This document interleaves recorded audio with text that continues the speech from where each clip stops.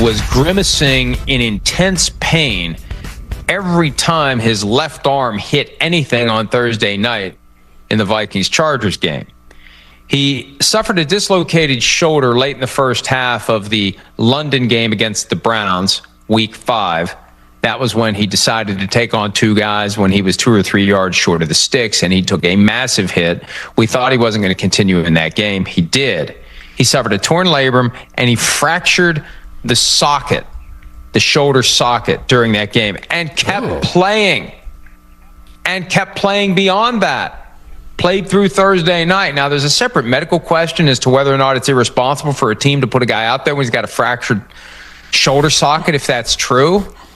But what's true now is he's on injured reserve. He's done. I don't think he's been placed there yet, but he's done for the year. At some point, he'll be off the roster on IR. Done for the year.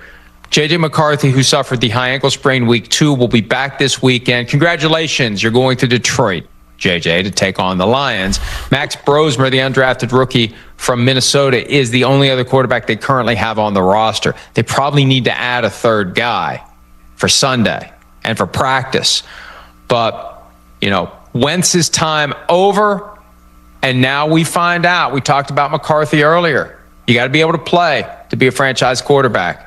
He didn't play at all last year, but for a quarter or so of the preseason opener where he emerged with a knee injury that nobody really knew how it happened.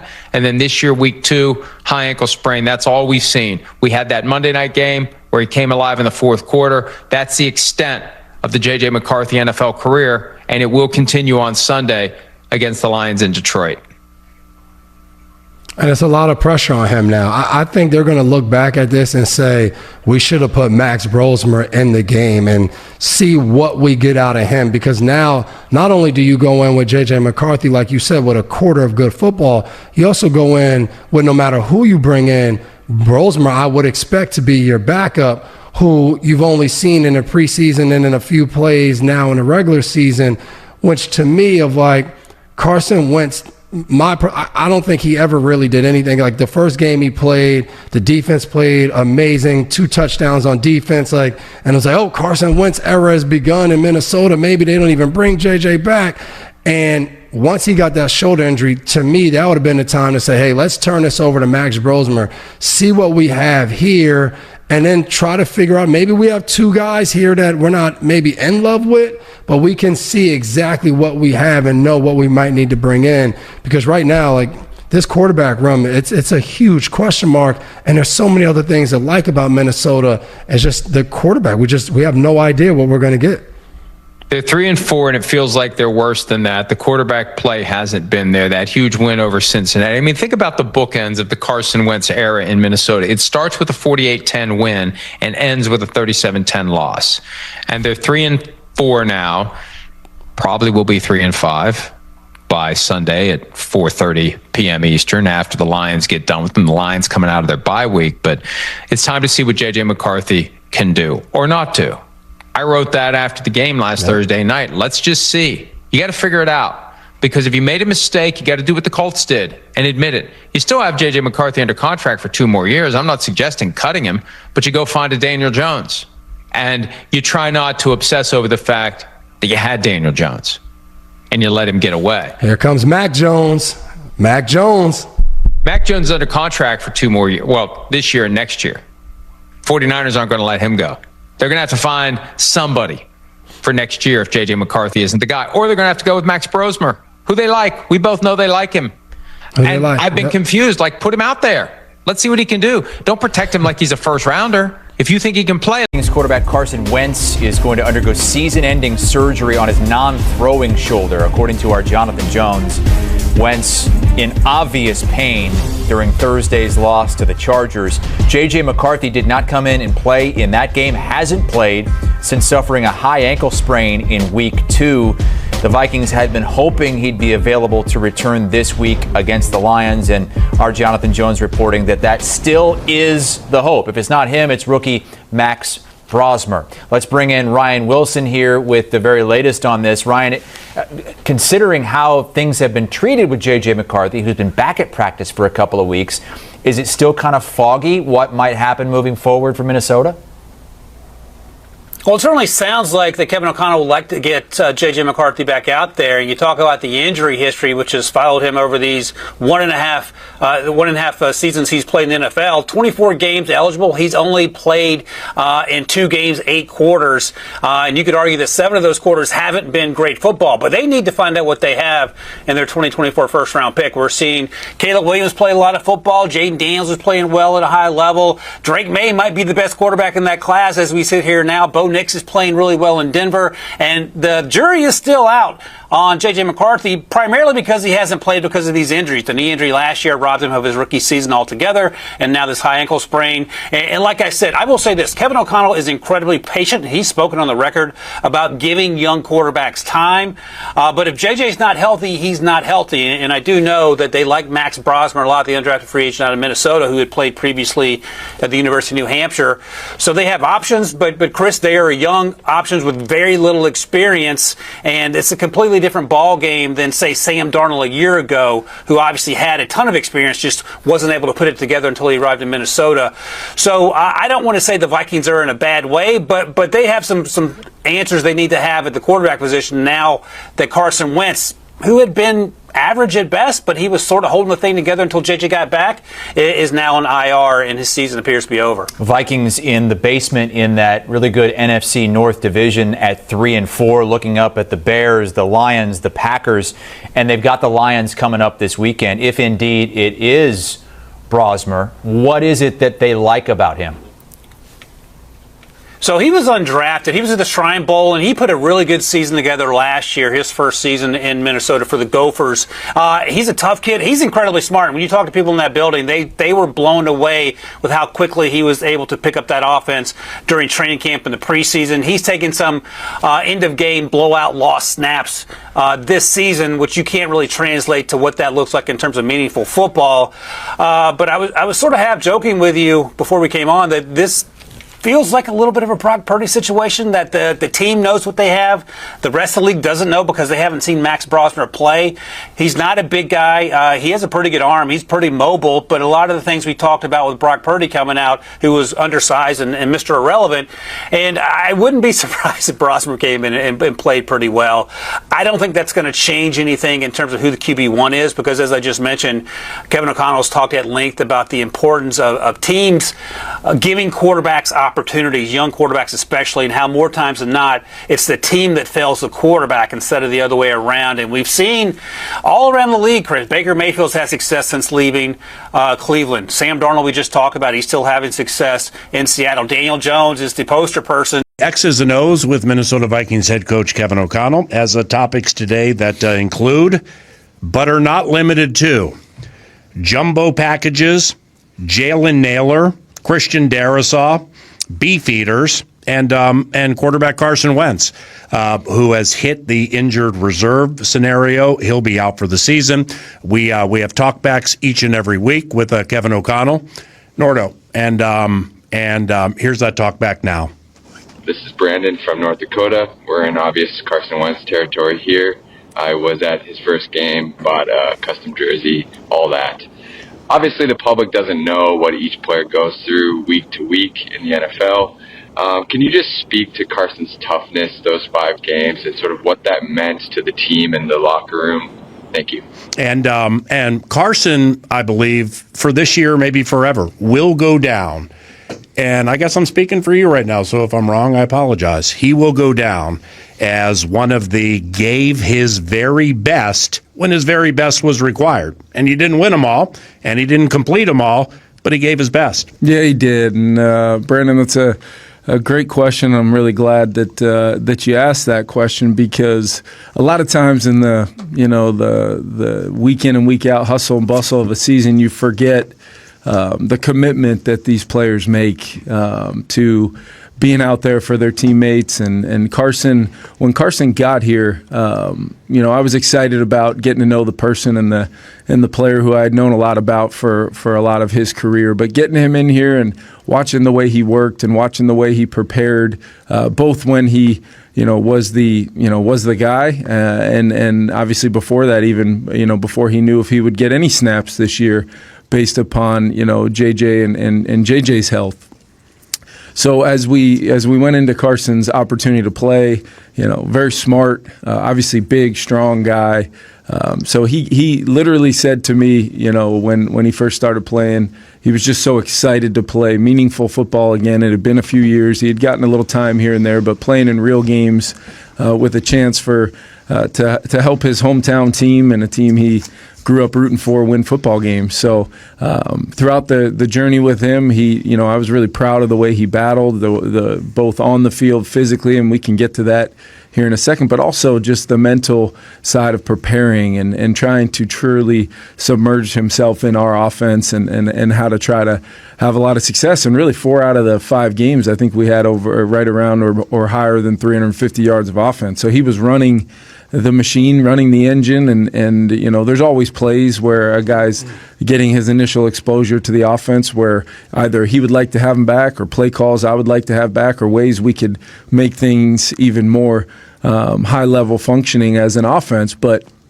with what we were dealing with up front, and some of the injury adversity there with multiple combinations playing in front of him during that time, his consistency, PA, was really something to be admired, and also the way he prepared each week. Part of the once he sustained the initial injury to his left shoulder against the Browns, it was really a matter of getting the medical interpretations where, once Carson was told you're going to have to get this fixed, but you really can't make it worse.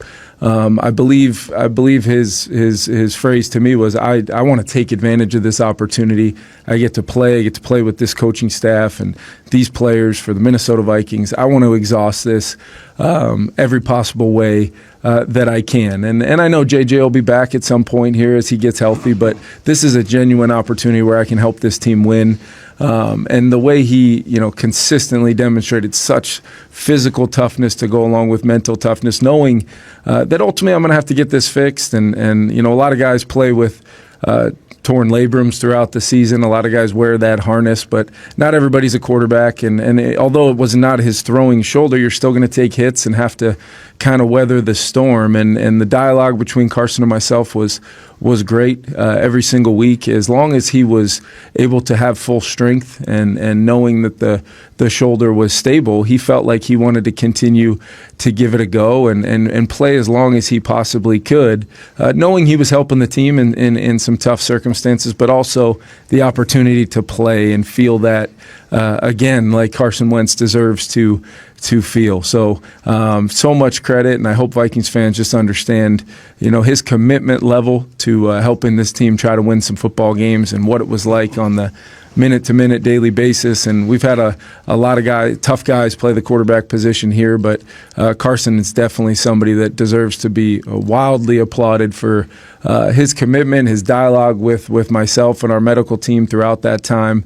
And ultimately, we had a conversation pretty early in the morning when we arrived back from LA and kind of Carson for the first time was like, it's time. I need to get this thing fixed, and we were in full support as we were the whole time. But at the same time, there is a mentality to the quarterback position where when a guy is so committed and so all in and does not want to be taken off the field, you have to honor that. I don't know if it's the former quarterback in me or not, or Josh McCown as his quarterback coach, having been in the arena the way Josh was as a quarterback in the NFL for a long time. You want to give the Warrior a chance to kind of exhaust those opportunities, and once again, knowing that he couldn't make it worse and knowing inevitably he would have to get it fixed.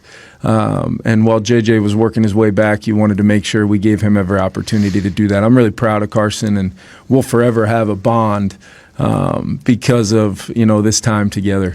So I mean that has to be difficult. During the course of a game, you're managing a game, you're calling the plays. All right, so you're down multiple scores. Yep. But I've just learned over the years how all of you are wired, whether you're down, 8 or say 9, 17 or whatever, is really until it's over, you're not going to say it's over. So therefore, I think, is it fair to say that all sides where all sides feel the best decision was always being made, with Carson Wentz and his health in mind.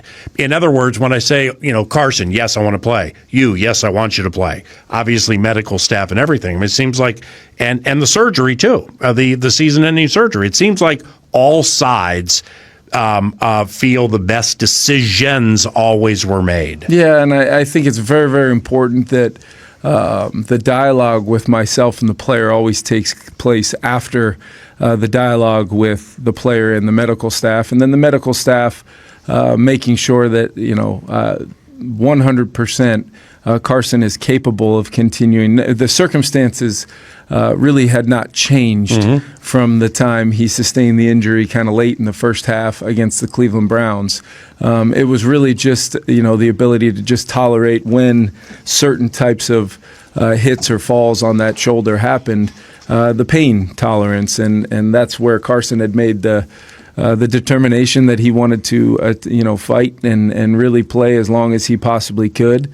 And there were some times there in the second half where as a head coach you're looking for confirmation from Carson and the medical staff that he's still good to go, and you get that. And ultimately, you want to do what's best for the player, and ultimately give him an opportunity to kind of, as long as medically you're in the clear, you want to make sure you give that player the runway, especially with the kind of toughness and determination that Carson had to kind of finish the job. And you're right, we don't ever, our game is one where you're always a play or two away from either getting back in the game, even off of Josh Mattel's interception, and we score that touchdown. You're really thinking one stop and then you get one more. That's how we think. That's how we compete. That's how we've been able to come back and win a lot of one-score games, by having that mentality as games go and as games kind of come towards the finish line. You find a way to win a football game, and if you're ever in this business and thinking that you are not playing like that, you're probably not you're not in the right business, and that goes for coaches and players, and that just speaks to who Carson is. And but there was never a point in time where medically we were going against the grain of what was in Carson's best interest, and ultimately what Carson ultimately wanted to kind of see through until he ultimately made the decision that he wanted to get it fixed, which have so much respect for not only the commitment to play as he showed and many of the things he did playing on the field for our team, but also that when Carson said it was time and he wanted to get that thing fixed, we wanted to make sure that we were in full support of that. And as a former player, then an assistant coach, then a Super Bowl winning coordinator, and now head coach of the Minnesota Vikings, you've seen so much over multiple decades. Here's what I mean, is you're going to come across players now or 20 years ago who may not be able to handle a little bit of pain as well as some people handle a lot. So it could even be tap out factor. I just ain't feeling it for whatever the ancillary reason. Other side of it, like Wentz, and here's why I bring it up, because when he tore up his ACL at the LA Coliseum playing for the Eagles, that year they're going to win the Super Bowl, well, I don't know if he was completely straight with the medical staff when he came over to the sideline. They feel things and they're like, well, he went back out into the game, and I think he threw a touchdown, and they're going for the 1 seed, and my man has an ACL and like an LCL or something like that, and he goes back into the game. I'm not saying he wasn't being completely straight, but they pretty much, from what I understand, laid it out to him like, this is the situation. It's not going to get worse. And he went back out through a touchdown pass to help them get the 1 seed. So he would be one of those players who, it just seems, wants to play through almost anything. But what I think would be difficult for you is that discernment in the middle of the battle. You see what I'm saying here? Yeah. There's just a lot to it, man. Yeah, there is. But I think it is important that, you have protocols in place, and we have one of the best, complete medical teams that I've ever been around, from Tyler Williams and his entire athletic. Tyler's as impressive as I've ever met. Yeah, and his entire athletic training staff. But then also, our orthopedic surgeons that travel with us. We've got some of the best, and I know Carson had consulted with Neil Elitrausch, who is somebody I worked with directly in Los Angeles, who maybe is the, if not the best, it might be, one of our guys here, but he had, consulted with, a lot of people involved to make sure, first and foremost, because we weren't going to let him back on the field if he could possibly hurt himself more. And once that was determined that he couldn't, then it was more about Carson and his individual kind of decision to, do what he thought was best. Where as a head coach, you just have to be supportive of that player. If you know that he could get to full strength every week, which he was able to do, he was able to participate fully in practice and quite honestly had some really, really good practices throwing the football around, running the show. So, every single, although this was a 3-game circumstance from Cleveland to Philadelphia to the Chargers on a short week there. Yep. I believe we exhausted all aspects of dialogue, the medical side of things, as well as ultimately Carson making this decision in the end.